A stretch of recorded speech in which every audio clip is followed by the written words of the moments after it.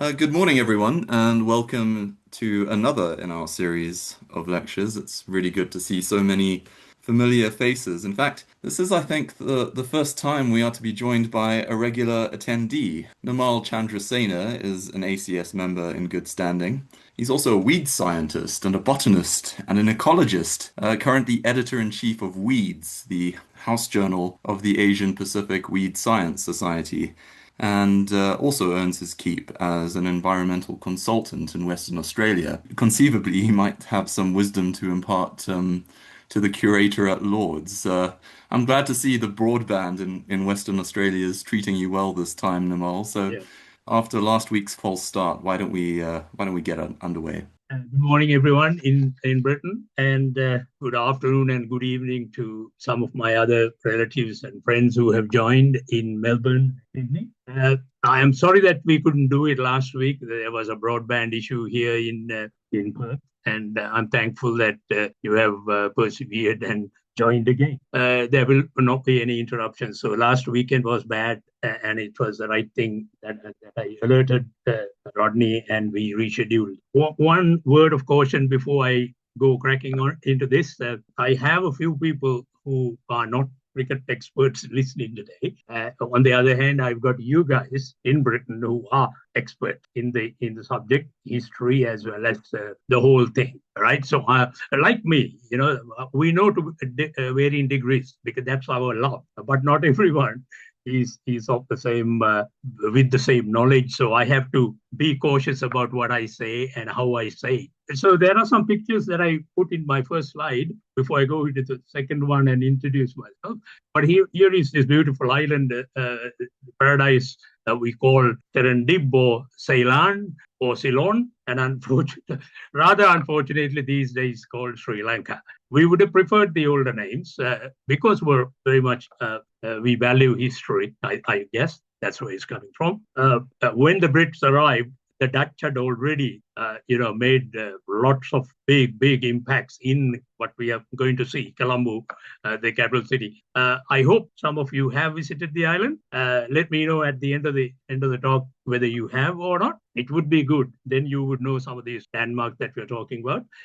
Just have a look at those pictures with some 1890s, the horse-driven, horse-drawn carriages, and then you can see the sarong wearing people playing cricket, and then 1920s people watching at the very famous Golfers grounds. So our history, goes back some distance, and yeah, you probably know some of it. Okay, a little bit about myself. So I've always been called a cricket freak, tragic, I would say, because I never got a chance to play serious cricket. As Rodney said, I am a weed scientist, and I was educated at obviously University of Colombo, and then went to Bangor. So I did my PhD in North Wales, Bangor. So I know quite a bit about your ecology, your plants, plant population biology, and all that. So a specialist in weeds, and I wrote my book, which is on the left, The Virtuous Weed, and got it out of my chest. It took 10 years for me to write. That's my subject area. In 2023, and then I wrote my second book, which is on a man you all would know, Kevin Douglas Walters, one of and my cricketing idol when I was a little kid. So there I am with Dougie. Released the book in 2024. Currently writing Ceylon cricket history, the first 100 years. So today's talk is very limited to the first 100 years. I'm not talking about what happened after that, because that after that bit is known to most people. What we are talking about is stuff that we do not know, most people do not know. And there will be a sequel. When I finish the book at the end of this year, there'll be a sequel. That will take another 2 years because there's a hell of a lot that happened in the last 50 years before the test status. So it's quite interesting. 150. There are two uh, parts that I will be writing on. And then, of course, we won the World Cup in '96 in the ODI shorter format, but that bit will be written later. So it's a fascinating story. The more you read about it, the more you talk about it.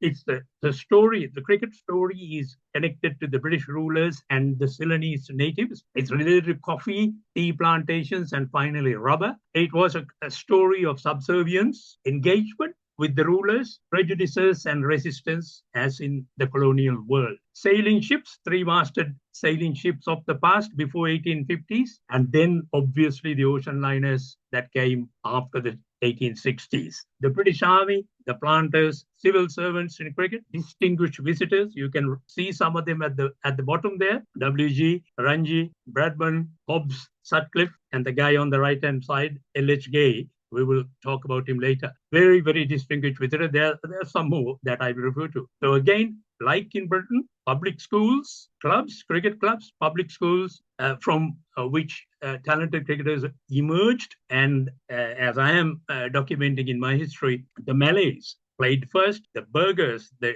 Dutch descendants played second, Tamils played third, and then the Sinhalese came in that order. Well, the country may not recognize these things, but that is the truth. Much of this backstory is not known, and that is the reason that I've been working so hard to document this in a book form, which is now already 450 pages, and I'll stop there and then try to publish it at the end of it. Beautiful country in the Central Highlands where it all happened. My historical sources are two great books. One book, 60 Years of Ceylon, written in 1924 by that gentleman on the right-hand side top. Much treasured book, very hard to find. There are two copies, I think, in England, 300 quid. Second, Mr. Pereira wrote Janashakti, Book of Sri Lanka, Ceylon Cricket in 1999, a big Bible. That's in the second row. Mr. Pereira is on the right, but the guy who actually brought it out is Mr. Chandrasena, a good friend of mine. Big book. Again, a few are available in England. Hard to find in Australia, but there are a few copies. Then the Cricketer magazine were my sources, and then the newspapers. Oh, trawling through the Times of Ceylon for the last 50 years. Well, hell of an exercise. I'm still doing it. Then the Cricket Archives online, and then your association. Many old cricket books like Grace's Reminiscences, 1899, and Michael Roberts' cricket writings after 1990s, of course. And there's another Sri Lankan Tamil, Aston Mahadevan, 2020 came out with a book, limited edition, book and DVD. That's the one on in blue over there. And then Nicholas Brooks, a young man from Britain, wrote an Islands 11, but it's not historical. It's only the first 70, 80 pages where he touches history. There are a few other cricket books, but as Nicholas Brooks himself says, there's such a great history, but hardly any literature to read. Okay, cricket began in 1832. So my story ends in 1932. So for people who do not know, that's the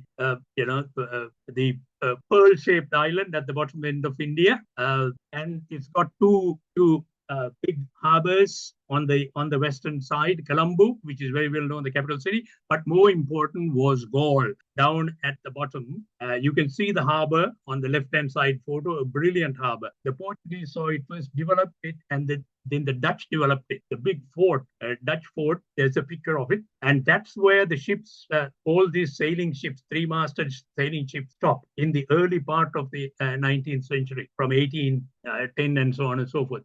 So Colombo became important only much later. It is the most important place now, but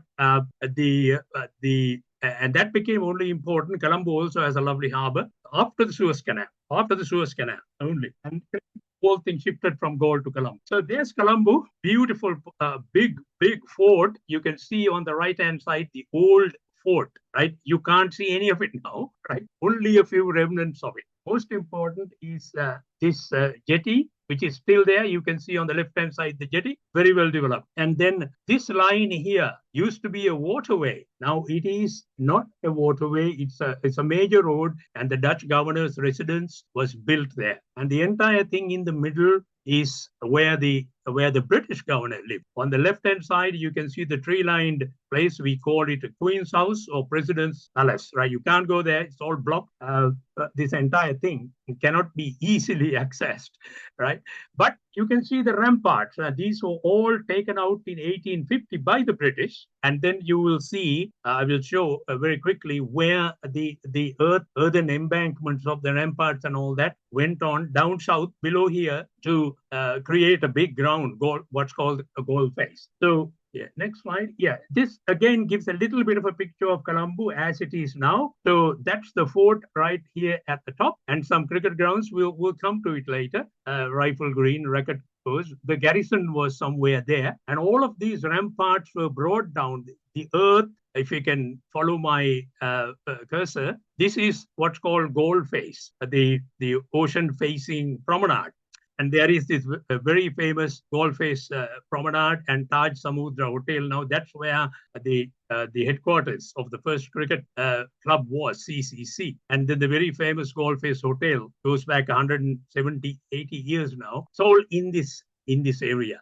But the rest of Colombo, you can get a bit of a feel for it. Okay, the earliest club was they were all along ethnic lines. The first European club, Colombo Cricket Club (CCC), was 1832, and they played at some of those grounds, which we will see in a minute now. They're exclusive to the Europeans. Burghers were allowed only in 1870, and the burgher gentleman who was allowed is the one on that on bottom left-hand corner, George van der Spa, who did so much for this pioneering cricket influence in Ceylon. The Gold Face Hotel in 1900 looked like that. The Racket Court, where we played cricket for the first time, looked like that on the right top picture. All tree-lined, beautiful in those days. The CCC, all European, was headquarters at Gold Face, played lots of cricket and other games as well, sponsored games. But there was a period of 1832 to 1862, about 30 years, nothing happened. And the reason for that was there was a big rebellion in 1848. So the country was unstable. There was no cricket for about 30 years. So, 1860s, everything started again with George van der Spa and other people. The first Ceylonese club was the Malay club. Why? Because the Malays were there. As part of the British Army, the Ceylon Rifle Regiment, and then the burghers formed Colombo Colts in 1873. Then the Sinhalese and burghers got together in 1890, Bloomfield CC. Then nondescripts in 1868. The Colombo Sports Club, then Mr. van der Spa, let the CCC go and bought part of it and developed Gold Face to a very big sports recreational area because he was a multimillionaire, the first millionaire probably among the public. Then BRC, the Burger Recreation Club, 1896, the Sinhalese Sports Club, 1899, and the Tamil Union, the Tamils almost at the same time. These are the big clubs, right, that evolved along. Then there was fierce rivalry to get things done by the administrators. So, for favors, right? So fierce, but a well-formed club. They're mostly along the lines, ethnic lines, but following the British system, right? Of forming a club, forming committees, having regular meetings, and the lot. Okay. The earliest cricket grounds, again, people who are familiar would know. So this is Colombo, right? And you can see the Racket Court, what's called Racket Court, which is still there as a car park. This is a recent picture. It existed for a long time until 1915 when during the wartime years it became a granary was made there. It's still there, a few buildings, but the rest is a car park waiting to be swallowed by someone. And then here at the bottom end is where the garrison was, because this is the fort. This is the fort. As you can see, the garrison was down on the southern side, and it is now a very, very big World Trade Center location. The big Kingsbury Hotel is there, the big Hilton is there, and so on. And then slightly to the east is this ground, Rifle Green. This is where the garrison used to cross this Boer Lake, the lake, and play over there with the Malays. So the Malay regiment was placed over there. The ground is still there, opposite the Cinnamon Grand Hotel. And then the Gold Face is right here, the big Gold Face Promenade. And this hotel, the Taj Samudra, this area is where George van der Spa developed the Gold Face Green. There was even horse racing there, golf and horse racing in this area, cricket plus those things. And there are still some buildings remaining there. Okay. The earliest public schools, that's the sentiment was the guy you know very well, Lord Harris. He's the one who started talking the idealistic, romantic, comments. Cricket builds character, is important in producing gentlemen and all that. The Tom Brown school days, Thomas Hughes' stuff was about 20 years earlier. So you know all of that. The British would know all of that, not necessarily the Sinhalese and my Sri Lankan compatriots. But I was told to read Tom Brown's School Days. I had a look at it and I just could not understand. Too young, right? To understand what Arnold and the other guys were discussing. Thomas Hughes. Anyway, I mean, I have the book now. It's brilliant, brilliant book. But Harrison's comments from the time the Cricketer magazine came around in 1873, these sentiments were all echoed through the empire. You can understand that. In 1905, Baden-Powell comment again. Every boy in a public school should be playing cricket or football, and that 11 should straight come into the British. If they can shoot straight, that's it. If they can play cricket, they can shoot straight into the British Army because Britain had lost 22,000 soldiers in the Boer War, right? So these sentiments echoed through about 30 or 40 years of our pioneering time, from about 1960s to about 1860s to about 1920. That's the time during which our public missionary schools were established. The first one in that bullet list, if you have a look, the Academy, 1836. It became the famous Royal College in 1851, and a guy called Joseph Brooke Bailey, he's supposed to have taught cricket. I don't believe any of that. I have given the evidence. He was only 16 years old, and he was born in Ceylon. He did not know. Just take your mind back to 1836, and I know what state cricket was in England at that time. No chance that this guy, a young boy, would have taught us. So that's a bit of exaggeration, I think. He taught us what is called flogging, though. He's famous in Ceylon for having taught flogging as the acting headmaster. Then St. Thomas's, very, very famous, 1851. It went to its current location, Mount Lavinia, 1890, and then the Battle of the Blues, which people have been asking me about. Very much like the Eton and Harrow clash, Battle of the Blues. Now it still continues from 1879 to now, right? 150 years. And the guy is a Cambridge mathematician, Ashley Walker, who taught cricket. Yeah. Then St. Benedict's, very, very famous, Cartagena, in the part of north of Colombo, 1865. Then another very famous school, 1874, Wesley. These are the cricket schools, right? The big cricket schools in that period. Then what's called the Kandy. Kandy is the other second capital city up in the mountains. That's where the second big garrison was. So Colombo has one big garrison. Kandy is the final kingdom to fall. It had a big garrison, and it's what became Trinity College in 1890. Then Gaul, that fort, inside the fort had All Saints and Richmond, two schools, and then Prince of Wales, Borotua, and then St. John's, Panadura, and I come from Panadura, that's 17 miles south of Colombo. So the western coastal line was developing right at that time, but still missionary school, third quarter of the 19th century. Then the Henry Steele Olcott came to Ceylon and started because the Buddhism was not getting recognition by the Brits. So he established a Buddhist English high school in 1886, which became Ananda College, my alma mater, 1895. But cricket started at Ananda in 1911, and now we have the second biggest big match clash between Ananda and Ananda, what's called the Battle of the Maroons, still 100 years old now. So that's how cricket happened in the public schools. Very, very similar to your story. Okay, the next, not much written about this.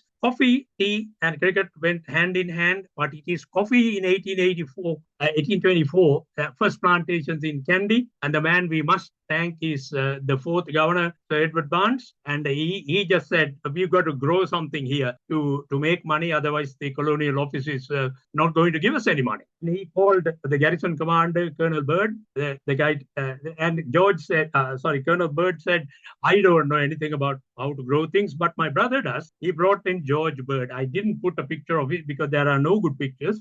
So coffee began, and if you look at these bullet points in the middle there, it was the greatest export. King Coffee, the island was called. So we had the greatest yields of coffee until 1860, and then the coffee rust, which is Hemilia vestratrix on the right-hand side, hit, and then destroyed it over the next 20 years. But cricket started well before that. So well before tea came to Ceylon, cricket was with the coffee planters. And then tea came in 63 to 67, then obviously expanded, brought from Assam. Then fortune seekers came right after Edward Barnes said, come, everybody come. From the Caribbean, from everywhere they came. The most important thing in all of this is the development of the railroad. The road from Colombo to Kandy, 1832, only for horses and bullock carts, mainly for transporting coffee and goods. The railway line began in 1858 from Colombo and got to Kandy in 1867. Nanoya, very famous now with the tourists. British tourists in particular, and then to Haputale, and I'll come to that, and to all of these wonderful places, and end up at Ella, which is where all the tourists are going these days, and Badulla, the end of the line, 30 years later, only in 1924. Long time. And it had to cut through mountains, as you can see in that picture. And otherwise, it was all bullock carts with double bullock. And as I've written here, without bullock carts, bulls and horses, hardy Tamils and the Sinhalese, there would be no coffee, no tea, or cricket, right? There's no question about that. It was a small population those days. The first census, which the Brits did, 2 million people in 1871. Now it's 23 million. Yeah. So again, very quickly, the tea pioneers, tea came in with James Taylor, right? 1860 to 67, the Rulakandara estate is still there, but it became world famous after Sir Thomas Lipton got involved. All are Scottish, all are Glaswegians, right? The grocery millionaire, Thomas Lipton, bought all of the coffee, or many of the coffee plantations cheaply, right? And then produced the yellow label Lipton's tea and then took it everywhere. You can see a cart there in London where he popularized the whole thing. They built a huge tea empire, and something called the Lipton Seat is a prime tourist spot, which we occasionally go to once in about 2 years to go and have a look. Aputale, Dambatana Estate, and many, many other estates in upcountry places. Interestingly, the bungalows were made like the Scottish Highland, at the most beautiful places. And there are lots of horses, lots of feedstock imported from Kenya, Ghana, and other places. They're weeds. So most of my weed work identified many things that have come in this story from Africa, because the horses had to be fed. Okay, the pubs were established again in this very, very picturesque hilly country. The first was in 1856, DACC, Timbula Athletics and Cricket Club at Radalla. We'll come to it in a minute. Second one, Victoria Muskeria DMCC, 1866. Then 1874, Kandy, in that second capital city. Kandy is called ABCD and later became Kandy Club, and at Bogambara grounds, and that's Kandy Garrison and the Bogambara Prison, they all exist still. All were European, no natives were allowed, but there is a mention of one burger, a J.S. Deserum, for a Kandapula team, and we'll go to Kandapula in a minute. And then the provincial clubs, Gaul cannot be forgotten. They must have played cricket. There is a claim that they played in 1860, but no further evidence. It's a claim only. Matale, Gampula, Kalani Valley, Badulla, all of these, Kalutara with rubber, all of these provincial clubs which came around 1860 to 1880 in that period. The earliest important matches, again, 1867 was what's called the first big match in Ceylon between a central province team and a Colombo team, all Europeans, right? Then, it's what's called the first big match in Ceylon. It's the 5th of August, played in Kandy, actually, Bogambara, where the picture shows. And then 1872, Colombo townsmen versus the Plantations, where we do not know. Played over 3 afternoons from 4 to 6. 72 to 73, what's called the upcountry derby. 75, Colombo versus upcountry. It's what's called the Colombo big match. And then, little by little, it expanded. And the first match between the Europeans and the Colombo Colts, as I've noted here, is in 1873. Very critical for us. This is where the Ceylonese formed a team and played against the Europeans. The scorecards are not available, very hard, except in newspapers and old books, very hard to find. Okay, let's go to upcountry, Radalla and Anuea. Picturesque, as you can see. I've been visiting it quite often. Stunning location, 1856. And we have to thank this man, William Parker Halili, born in 1850, died in 1936 in Sussex. Wonderful. So 19 years old when he started building this, and it took him 10 years to build Radalla. Beautiful. And we played a few international games there. And it has the first turf practice nets in Ceylon, as you can see. That is the picture from last year. And the logo here clearly says 1856. The old buildings are still there. renovated obviously over time, but it's still there. One, it's in this valley called the Muskelia Hatton Valley. It's a place called Daravella. Not many people go there, but we went there and had a good look, surrounded by plantation. And there used to be a 9-hole golf course as well. The last international they played was in 1930. Old pictures, furniture, books, but no cricket books there. It's all fiction. There's a treasure trove of, there's a big logbook of cricket record from 1872 to 1923. We're not telling that to the government or any of these corrupt people because they'll steal it. It's been well looked after.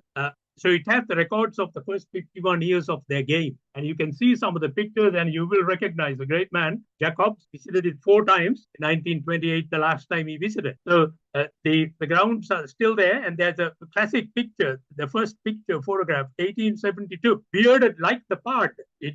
Yeah, people will understand. All bearded fellows. And the structure at the back is the tent, the first tent before they built a pavilion. The pavilion is still there. You can go there and have a look. Nothing happens. It's no cricket, no serious cricket right there. But this is even more important. This is really hidden in our country, and I will show you in a minute where it is. Kadapura, high forest, and it is inside the tea estate. You need some help to get there.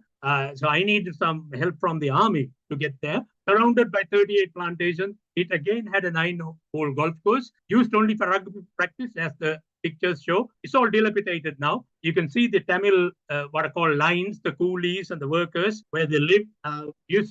Hosted many matches. 2 outstanding names, Patrick Haddo. Now we'll come to him later on, and then Robert Downall, the guy who put together the Planters Benevolent Fund.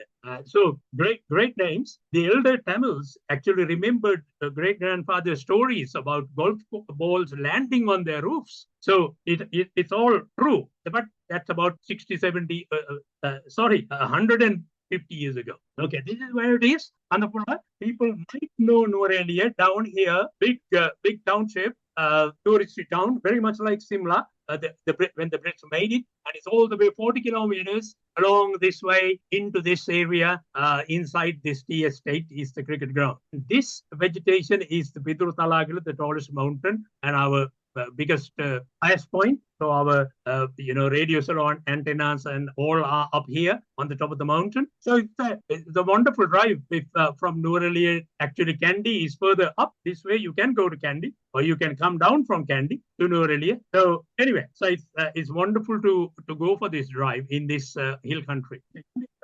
These are the famous cricket grounds. They are all in one area in Colombo, and I will show that in a minute. And the most important one is the CCC, this one, and then the NCC. The dates show that. All of the area was under the RAF. 1863 moved, but the cricket,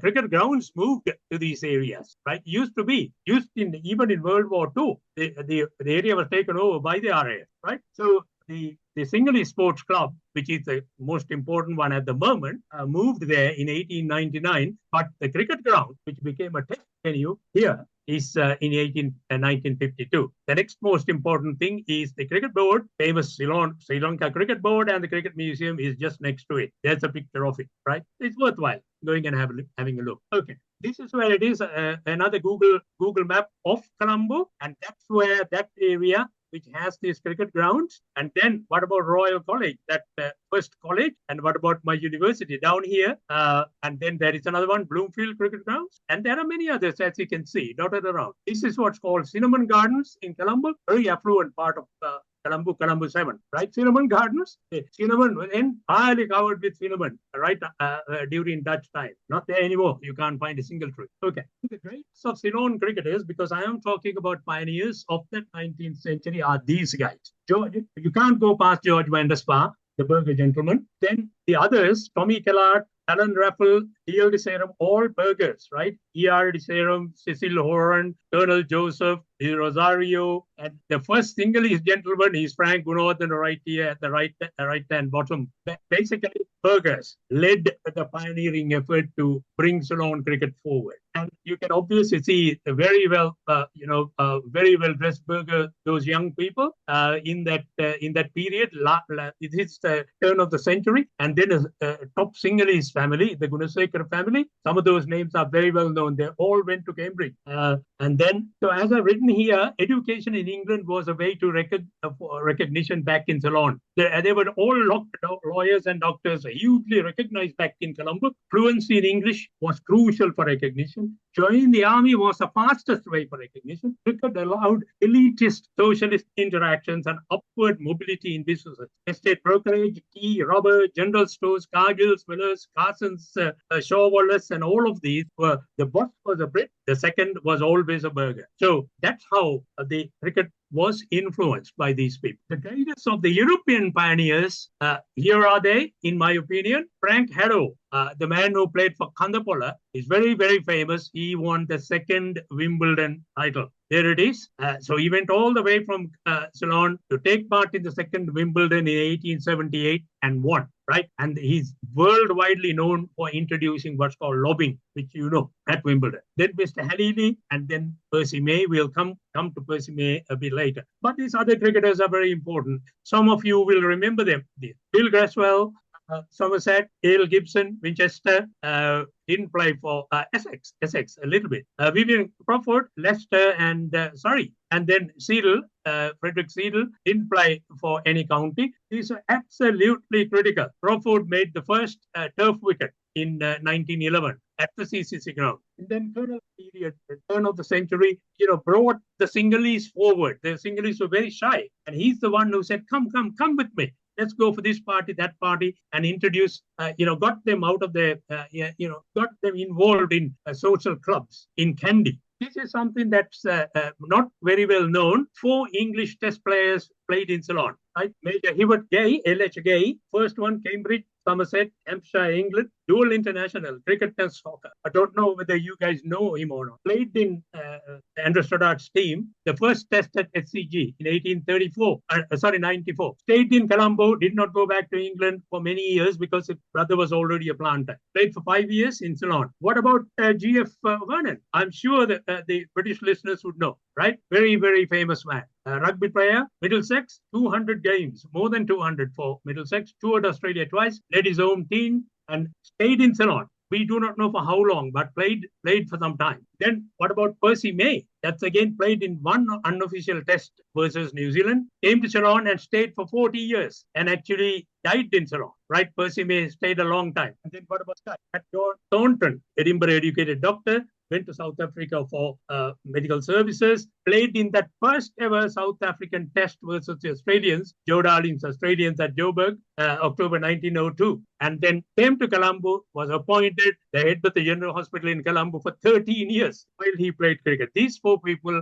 are best internationals who played in Ceylon. Okay. This one, again, people will recognize Ivo Bly, the first most important tour, the first one, 1882. Ivo Bly was on the way to try and win the Ashes back, right? So there's Bly in the middle, Vernon up there at the top, and they stopped in Colombo, played one game, and Ceylon team had Burgers, all Burgers, and the archaeology commissioner also, as you can see from the name. They won Peshawar, they're one of the first ocean liners, and they played one game. They left on the 15th of October, but met with a big accident about 246 nautical miles east of Gaul. The ship had to come back, and they played a second game, not well recorded in Ceylon's history. But they played a second game this time back in Colombo, but they played against the Garrison. And they left on the 24th, arrived in Adelaide a week later, and everything had to be rescheduled in Australia. And then this was followed in 2 years later by Murdoch's, Billy Murdoch's Australian team. They were on the way to England, played one game, and I don't have time to go into these names, but you can see Mr. Spofford, Devon Spofford there, Blackham, Murdoch, Bonner. Oh, this guy you would know, Billy Midwinter, and then Boyle. So the great players, very great players, and they appreciated Ceylon. And see the comment here. They paid so many tributes to Colombo hotels, the Golf Face Hotel, and so on. They said much, much more impressive than the Australian cities at that time. Unbelievable comment. Murdoch again came 1890. RMS Ormus, the greatest ship those days. 17-hour whistle stop, but they didn't forget to play a game. 17 hours only. Getting off the jetty, some people fell into the water, including women. The governor also went into the drink to pull them out. So treated very well, and we played again. So, and we appreciated, Colombo appreciated these. We played, Ceylon played 11 players for the first time. Up until that time, Ceylon would play always 18 players. That's the custom was. Stronger team 11, the weaker team 18. But this is the first time we played 11 people. And then the great man came, right? 1891 with Lord Sheffield, right? Again, the Brits would know all of this. WG came with Lord Sheffield's team. We know who Lord Sheffield is. At the end of the Australian part of the tour, they stayed in Colombo for 18 hours or 24 hours, maybe, one game. Well, the guys got a hit wicket for 14, right? He walked off, huffing and puffing and sweating. That's what the records say. He was so hot under the collar. But he went away, and then Stoddart, the other opener, cracked 70 with 5 sixes. The match was drawn anyway. 143, Ceylon 18, 10 for 70. Most interestingly, he was very upset when he got back. The governor and everybody else was now after someone. Henry Morton Stanley was on board of the Ormus and was in the pavilion. Who's Morton Stanley, everyone would know. Who greeted Dr. Livingston. Dr. Livingston, I presume, all that stuff at Lake Tanganyika. So a very famous man overshadowed WG, right? The story is very well known. WG was paid £3,000 for his family, all the kids and the servants and all that, whereas all the rest of the team was paid only 300 for the whole tour by Lord Sheffield. But Lord Sheffield said, if Grace is not going, I'm not going. I'm not funding. So we had a great time with Grace, I think. Very interesting picture, and I've forgotten where I got it from. The Brits would know. Lord Harris, Lily White, Bly, I can recognize Grace, Stoddart, McLaren, Archie, Ellen Warner, Johnny Douglas. I can't some of the others, but these dates are very important, right? 1882, 89, Vernon, 91, Lord Sheffield, then Lord Hawke's team. Then finally, when we really, in 27, 28, 29, 32, the teams were called the MCC, right? And the most interesting is 1903, Warner's team refused to play because Ceylon had two natives in, sorry, I should go back up again. Ceylon had two natives in the team. D.L. and D.V. Gunasekara. And it was racism, blatant racism, and they had scathing newspaper reports of it. Okay, the Australians, again, did us great service, 10 visits in that 100 years. So as I said in the previous one, 12 English visits in the first 100 years, and from Australia, 10, right? Again, right? Stevenson, the first one, Murdoch, Percy MacDonald, Harry Blackham, Harry Trott, Joe Darling, I can recognize some, Monty Noble, Sid Gregory, and the Gulliver, Warwick Armstrong, right? The big ship. So these people came in that period that I'm covering up to 1932. And the most interesting thing is Bradman came in 1930 with Woodfull's team. Woodfull is not there in that picture.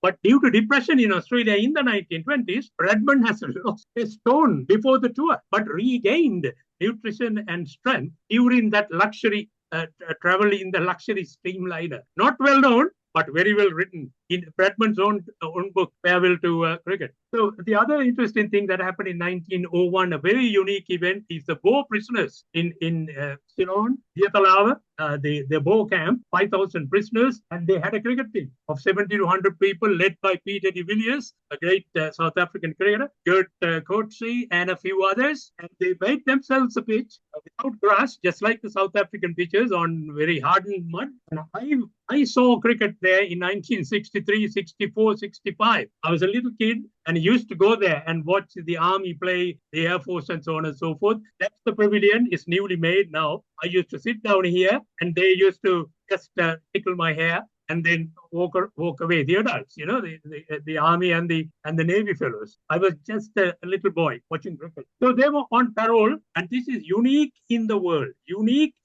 where prisoners played serious cricket down in Colombo. They were on parole for 1 week, were treated like royalty in Colombo, and they played the Colts. They asked for the best team. Okay, the best team was the Ceylonese Colt. Adam Raffle was captain. The Colts won easily by 141 runs. So it is a very unique event which I've written about. So cricket, and then these things are not that important, right? I just put these things to show that Europeans played, and by this time the Burghers and the Europeans were playing in against each other.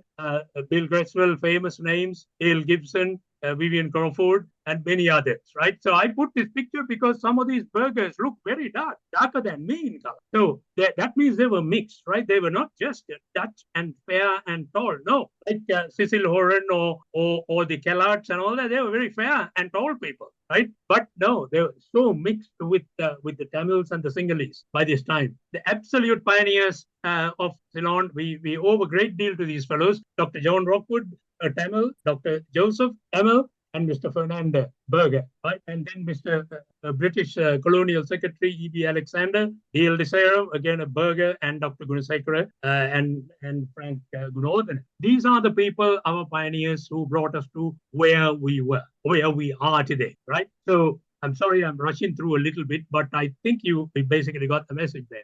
Among the greatest and my epic, my favorite, Grace, Lord Harris, 3-4 times, Grace twice, to Ceylon. Ivo Blythe twice. What about Sir Francis Lacey, your MCC secretary, over a long period? Ranji came 4 times, right? And then what about Sutcliffe and Hobbs? 4 times to Ceylon. And then Lord Hawke twice. I think 3rd time he missed because he was sick. So these people came many times. Pelham Warner 2 to 3 times. Percy Chapman 3 times. Douglas Jardine twice. And these are the pioneering influences that we had. If we didn't have these people, then we wouldn't have come this journey. And another one, John Bradman, right? So the Australians came. That's William Morton Woodfull's team. And recognized the guy to his left, Victor Richardson, the Chappell brothers' grandfather, Bradman. There he is. He made 40 and dismissed by hit wicket by a Tamil bowler.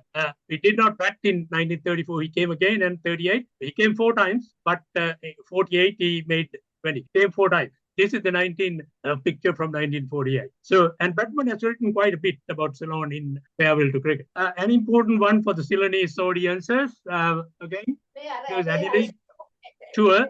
The very important cricket tours. For the first one, an Australian cricket school came, and this started. Royal College went back 2 years later to Australia. And the important thing for Ceylon are these 2 fellows that I've circled here. This guy, Dudley Senanayake, became the Prime Minister 40 years later. This guy down here, his brother, Robert Senanayake, led cricket for 30, 40 years in Colombo, right? We would not have come this journey if not for these guys. So we owe a great deal to these people. And someone made an error that this cricket captain, the Australian captain, was S.F. Downer, was Alexander Downer's relation. No, Alexander Downer is a well-known man in Australia, as you know.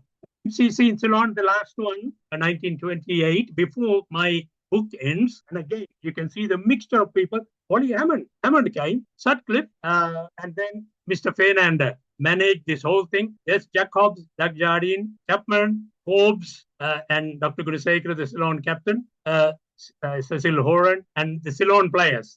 This is the official photo, right? And again, Hobbs made runs, Chapman made runs. So it was an important game for us. And this is again a very important one. The Maharaj Vizianagram's team, because by this time Hobbs and Sutcliffe were invited to play for Vizi's team, and he had a Ceylonese player, Ed Kellard, playing in his team. So this is the time when what's called first class, within inverted commas, you will know it, but the Ceylon, my listeners will not know. We did not get classified until about 1925, but thereafter, what's called first class cricket. Up until that time, everything that we called ourselves first class was domestic class cricket. So the Australian statisticians, his society and others, now have clearly identified what the world calls first-class cricket. And these games are very, very important for us. They're led by C.K. Naidu, obviously the first captain of the Indian team. Yeah. And then, one of our guys made 100 in the first international 100 in 1932. That was Ceylon team again, mostly made up of Burghers and a few Sinhalese. Led by Dr. Gunasekara, Cambridge man. He had to return to Colombo to deal with diphtheria. Gave up the tour. in India. Okay, the first 28, Hobbes said to Colombo, "You need a coach," right? And then he asked around London, and then Surreyman, William Razor Smith, you would know again, was our first coach, right? And Mr. Fernandez, who was doing so much in Ceylon, he resigned from the cricket board. We don't need the English to teach us how to play cricket. And I put this picture for the Ceylonese audience again. This guy is known to us, John Alangoda, Trinity college coach. For 13 years, the college was unbeaten. Incredible record. And there's Doug Desarum, there's Dr. Rockwood, who were the pioneers, Frank Gunawardena, and so on and so forth.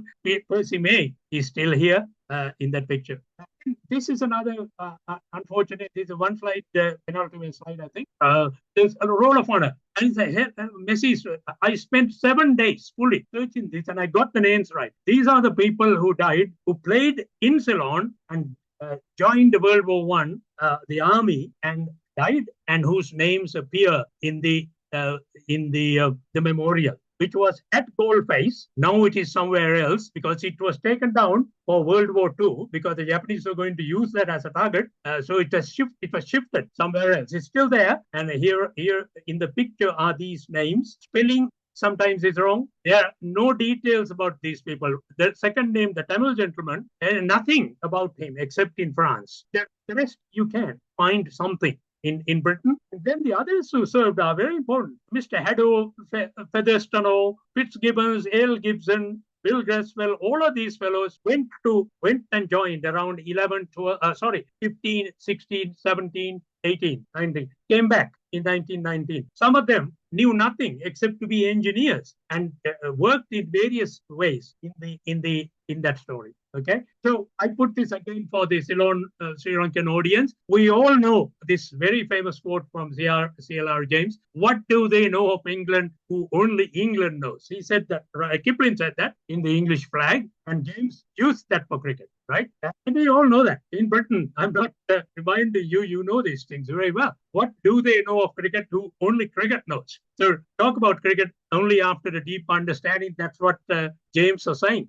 And cricket and his brilliant players were not an accident. They were part of a social phenomenon. Very important. The cricket field was a stage on which selected individuals played representative roles charged with social significance. That's what he said. And they all wanted to prove you guys are no better than we, right? That's what he said. Cricket and colonialism, the story is the same in the West Indies, India, or Ceylon. The big difference is we didn't have slavery. We didn't have slavery. So was a cultural phenomenon, an elitist sport that became a tool for cultural diplomacy between the ruled and the rulers. Good cricketers were always upward mobile, rose in society. So cricket made a very positive cultural influence. In the decolonization process, cricket was the way to show cooperation with the rulers and also display some defiance and resistance. Okay, last slide. I went and met some of these great guys, Cambridge educated fellows. Some of you will recognize Siddharth Muni, who's in the cricket committee now. Michael Cesera, great captain. Chandrash, after the man, 96 years old now. He couldn't join today. He's out of his home.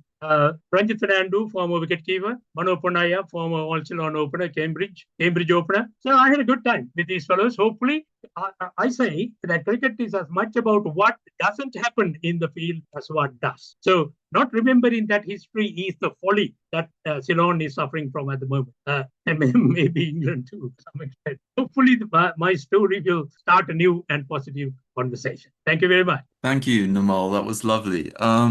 Would you stop sharing your screen so that we can get a good look at you during the question and answer session? The first thing I'd like to say is very well done on those slides. I really admire the trouble you went to there. Really evocative stuff, and you clearly took a lot of time over them.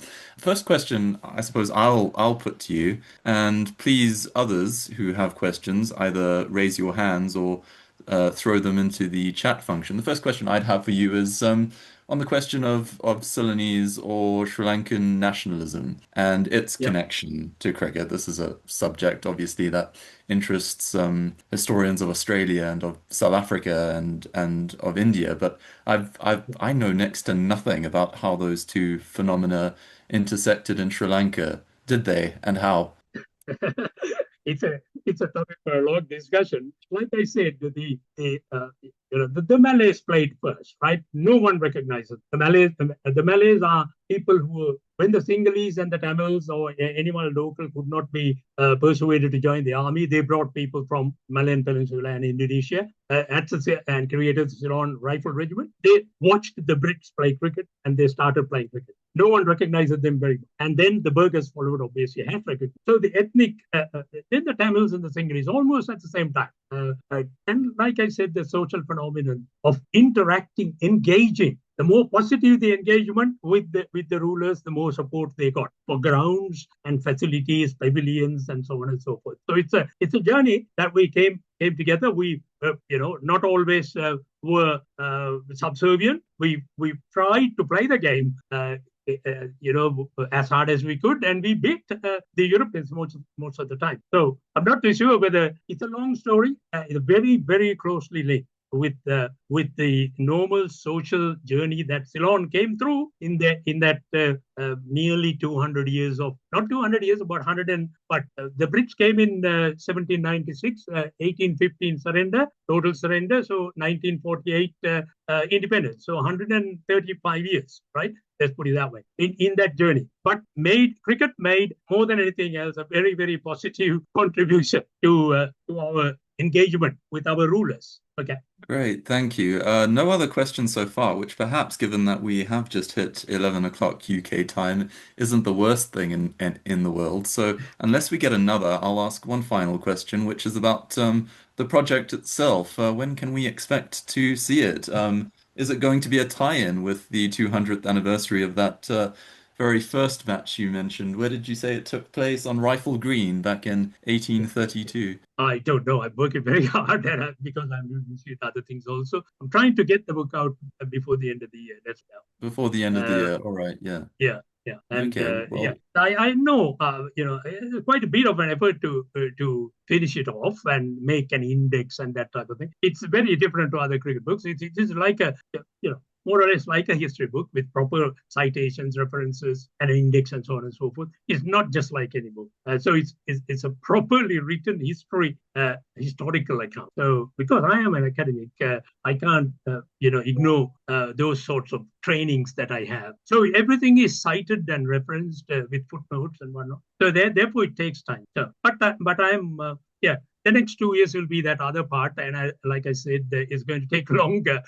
There's so much happened in that thing, but none of that is that important because it's the new generation has access to a lot of information. But this old stuff, no one has time to go through the times of Ceylon. A 6 or 7 page afternoon paper. Just imagine, it's mind blowing to have a look at these newspaper. Unbelievable stuff, really unbelievable, and the power of digitization has allowed me to look at that. So I'm going through those things painfully, but thoroughly enjoyable. all right. Well, if you don't So have a no publisher questions, one. yet, sorry. No, not yet. No. Okay, well, I'd be happy to run it past the ACS General Committee. I think it would be something right up our alley. Without Yeah, further ado, if we don't have any other, oh, we do have a question. That's from David Kelly, who wants your email address. I'll send that to him after yeah, the fact. But thanks a lot, Nimal. That was very interesting, yeah, very colorful, really visually striking too, which again I really do appreciate. And we'll be in and touch. I'm sure we'll get a lot of yeah, good yeah. feedback about this Yeah. one. One final comment. If people can give me feedback quietly, I would appreciate that. And then you share my email address, even the phone number. I don't mind. They can interact with me. That'll be good. This is not to sell the book. I am not in that mode. All right, I'm not interested in. I'm just interested in engaging with people who probably know some of the names that I mentioned. See, a couple of things that I forgot to mention. I mean, I've been working with or trying to get Jeremy Lonsdale to find an Ashley Walker photograph right from Britain. The guy who introduced cricket to Royal College does not have a photograph of Ashley Walker. Unbelievable. So it's like the George Van der Spa, same thing. Where's the Van der Spa family? How do I find them? I must go to Holland to find them. So it's, when history is poorly recorded, that's what happens. We will forget that. We should not be forgetting. Yeah. Okay. Thanks, Namal. I'll be happy to furnish the needful Yeah. introductions for everyone, Thank you. and hopefully something comes of that. Anyway, without Yeah. further ado, goodbye, everyone. Have a lovely Saturday.